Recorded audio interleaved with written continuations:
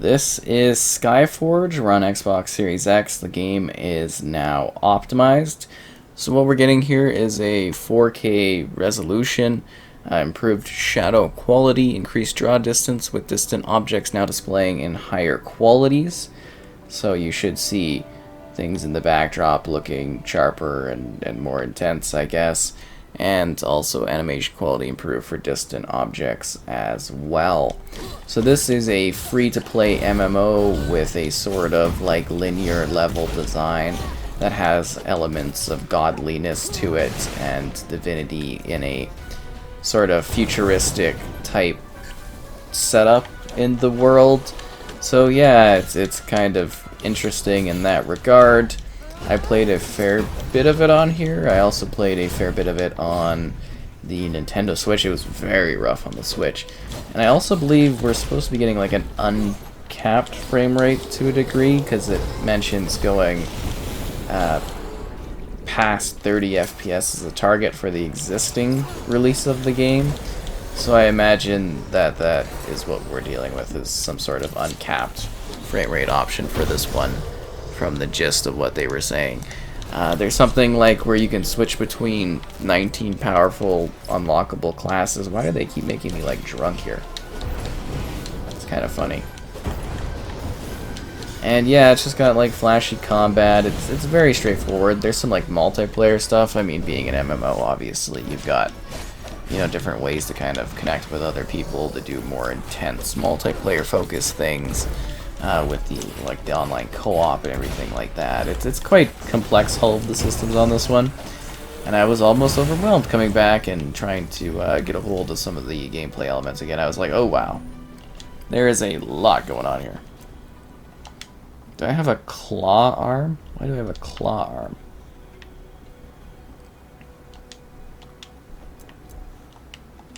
That is so weird. Oh no, it's a gun. My bad. That's funny. You got gestures and stuff too, and you get to make your own character and everything like that. So you know, it's one of those MMO type things. Old map fragments. Kind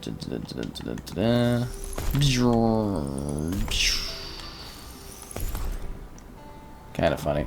And then you've got like different rows for your combat as well. So you could be like, hey, I've got this row hotkeyed with this. Eliminate the kelps. I'm thinking about killing more of these enemies. It's a dead... I think we're actually here because of dead, like, knights or something like this. Oh, and there's musical instruments too. That's kind of funny. I love when they throw those into games. Eliminate the kelps. Well, I mean, I'm working on it. You know, it is what it is. Anyways, like I was saying, you're the last line of defense for this sort of invasion and blah blah blah, and you're battling. Why do I have a crow arm thing? Or not crow arm. A crustacean arm thing. It shoots. That's funny looking. And then you've got like this photo mode thing. This is kind of cool. Oh, sorry, I accidentally clicked that. And it does seem to load a little bit faster, but at the same time, it's very like reliant on you connecting to multiplayer servers, so that takes a little bit of time to deal with. Are they all dead now? Now they're all dead. Okay, good. We finished them all off. There's like 100 different locations, I guess. You get all kinds of different fantasy settings from futuristic factories. It just seems like they threw random levels of whatever they wanted together, and yeah, that's kind of how it goes. And usually battle like a boss thing at the end of it. The areas, because like I said, they're very linear setups in what you're doing. And then you gotta fight these things, and you use your different abilities, and then you've got like your secondary mirror and everything. Oh no! What will we do but fight? Yeah, you got like these enemies, they're pretty spongy. But the most part of this, the idea was just to show off the optimization so that you could see it in action and be like, hey, this is what it looks like if you've been looking for a, you know, kind of free-to-play MMORPG type thing. You know, it's a different one. It's an option out there. Definitely looks, you know, better, I'd say, in comparison to what it initially looked like on the release for. I think even I think it got like a 1x enhanced or something. I don't remember if it did or not, but now it's at least optimized, which is nice. Especially like this is like a milestone of difference between you know, this and the Switch version of the game that I last played. I gotta say, it is like, woo, way to change up. But yeah, you know, it's got a very fine-tuned sort of system for combat that actually I think works decently well with the controller. I don't really have any too many complaints about that, if that makes sense. Handles decently well, and you get a bunch of different scenarios to work through. And it's free to play, so you can check it out and see if you have any interest for it and stuff like that. It's really up to you when you want to jump in there and grab some loot stuff. You know how it is. Oh, looks like we got some more enemies. Oh, we gotta kill some more.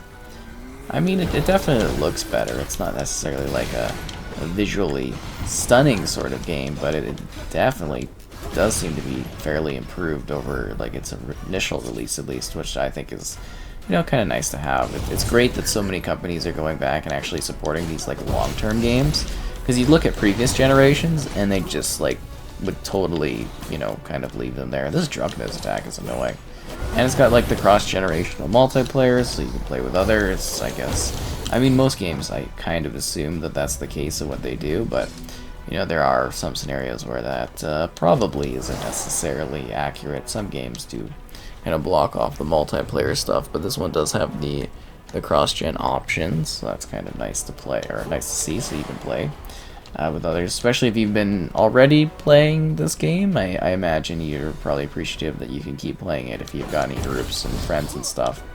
Because even with that, I imagine the pool of people specifically playing just the Xbox version might be, or the Series X version might be a little bit, you know, kind of minimal at this point in time, just because the console is still so early on in its life cycle, right?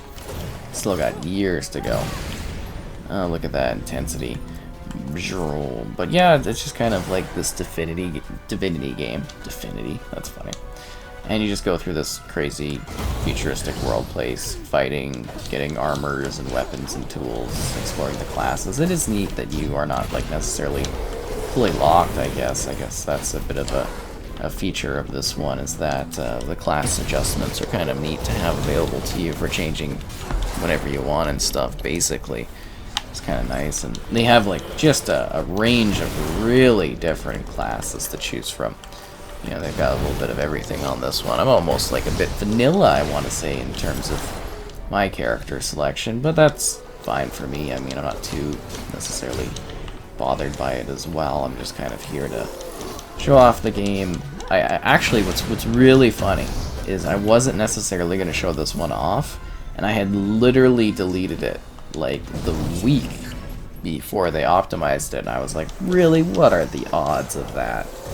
So yeah, it's kind of, I guess, not necessarily nice to be back, but it's cool to have an excuse to show this one off, because, you know, I did put in time to it initially when it came out, so it's kind of cool to revisit, I suppose. Do a little bit of a sidestep, again doing the photo thing. What kind of modes do we have? The aperture. So you kind of need that it has that option there, the photo mode. Very accessible. And did it respawn enemies when I went into it? It's kind of funny if that's the case, but just kind of keep going. I don't want to necessarily just be sitting here fighting these things over and over again. And this is just some random level area too. I didn't necessarily pick this one for any specific reason. Lovrus the Stormclaw. But yeah, you get a good sense of distance. Like, it does actually look improved when you're like looking outwards, which is kind of neat.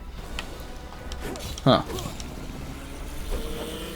Boris has brought up his shield. Now he's nearly invincible. I advise you to switch to a gear up. I'm just going to keep cutting and hope for the best. And when the shield disappears, I will attack.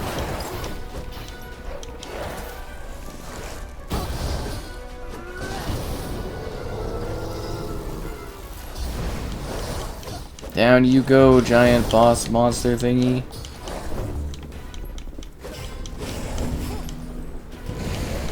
Yeah, it's got some cool moves because of that divinity thing. Like, it really plays into that, but you get like a range of weapons and stuff.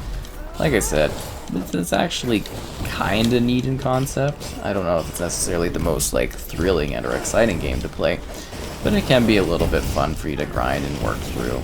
And it's free to play, so you can you know, easily see if this is your type of thing or not. That's, I guess, the beauty of the free-to-play is just being able to be like, hey, do I like this? Do I not like this? And you don't really feel like you're necessarily, you know, kind of locked to that decision, I guess, as well. Oh, we've got another one. Should have saw that coming.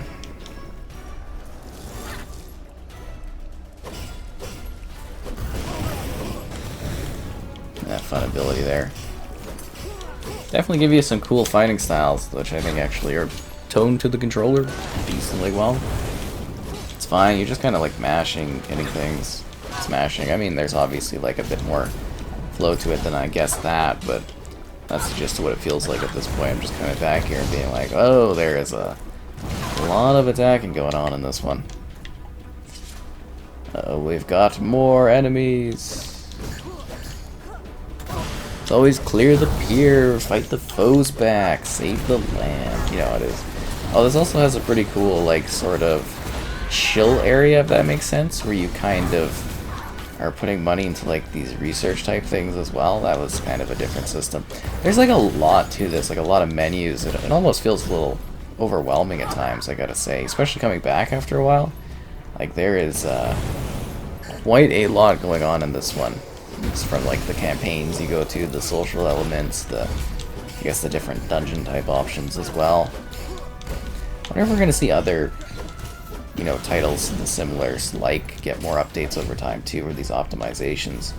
Definitely would be interesting. Because this one, like I said, I really genuinely did not expect to like see this come into this. Like, did not expect an optimization in the slightest, and yet here we are enjoying it.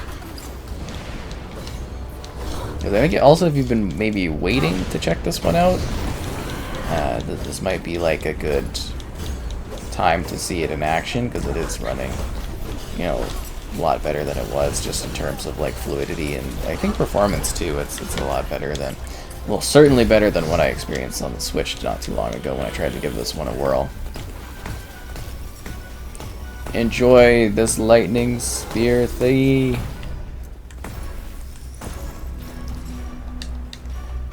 Kinda cool, eh? I want to pick up that spear thing again.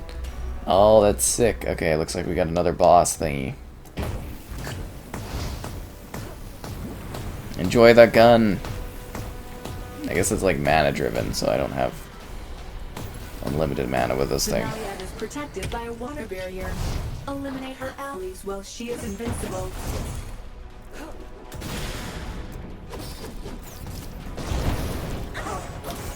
Taking her down. And you can also, you know, obviously customize these skills. Like, I hope I've given you at least a basis and a good look at this just by this random level.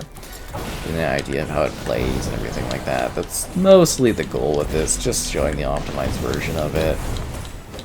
Yeah, it's kind of neat. You've got so many health bars. It's actually kind of impressive.